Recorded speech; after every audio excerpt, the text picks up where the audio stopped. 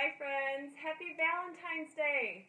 Hey, I am really excited to be sharing with you today some knowledge. I'm going to drop some knowledge on you all. On Valentine's Day, I'm going to have a little tough love with you about why you need an attitude adjustment. Now, you're going to want to share this with your friends because we need to all band together to be strong. We need to share what we know. So share this with your friends and say hello if you're logging on live. You're going to want to stay tuned to the end because I have a free offer available to those of you who catch this recording. Now, I realized something today. I realized why diets don't work. I realized why that habit that you so desperately know you need to start, you can't stick with. It's because you need an attitude adjustment. And that's what we're going to be talking about today. Here's the deal. We all have the how to, right? We can figure that part out.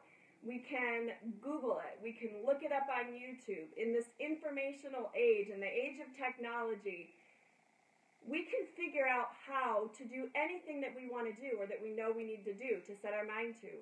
But the problem is, it won't work. Knowledge, information, technology alone will not work.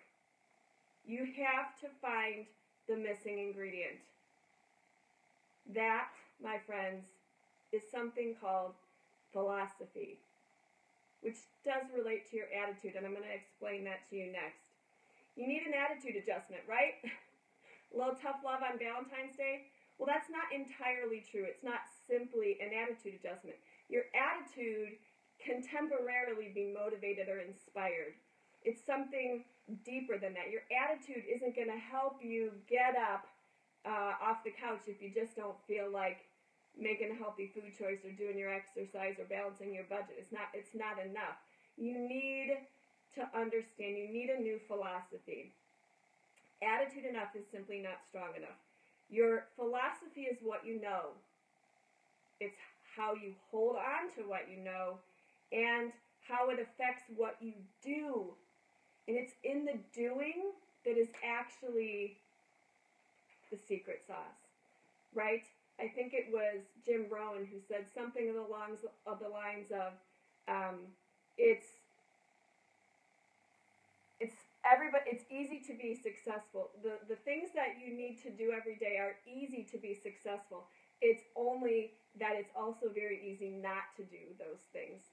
So your philosophy is the part that you need to rein in. Your philosophy will contribute to your attitude, which will contribute to your actions, which will contribute to the results that you get, which will determine whether or not you are successful or not. And this can work towards the positive or the negative. And honestly, people get caught up in mistaking that it is the big decisions in your life that put you on a path, a trajectory to be successful or not.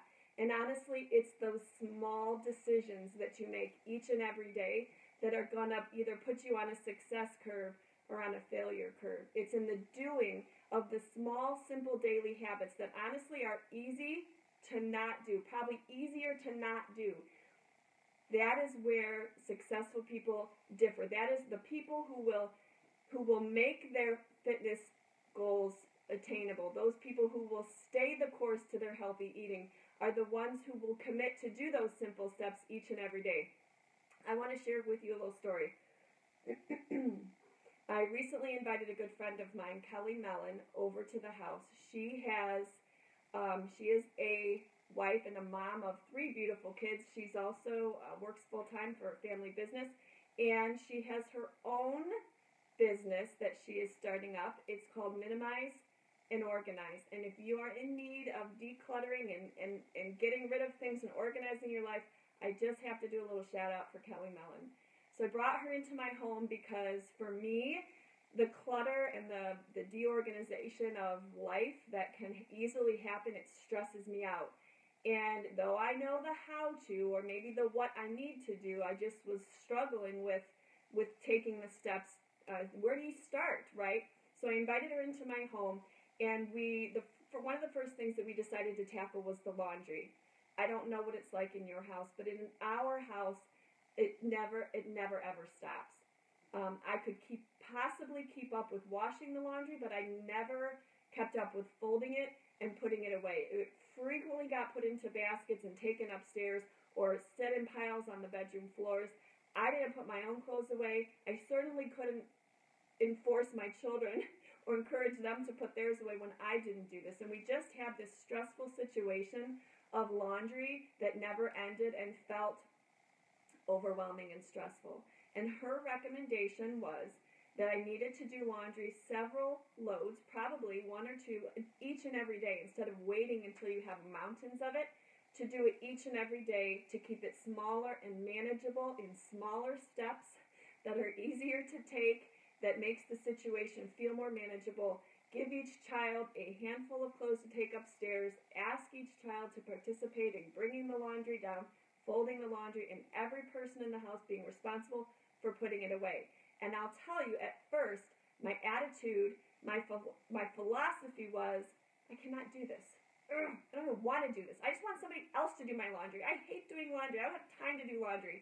And if I would have stayed in that philosophy, I wouldn't have taken the steps, each and every day, the little steps that were needed to be done to make that task successful and more manageable. And I will tell you what, it's been about 2 or 3 weeks now, and I have no laundry on my floor in my room, Kelly Mellon, and neither do my children. There are no laundry baskets full of clothes in anybody's room. I have one load of laundry that needs to be washed right now and one in the dryer.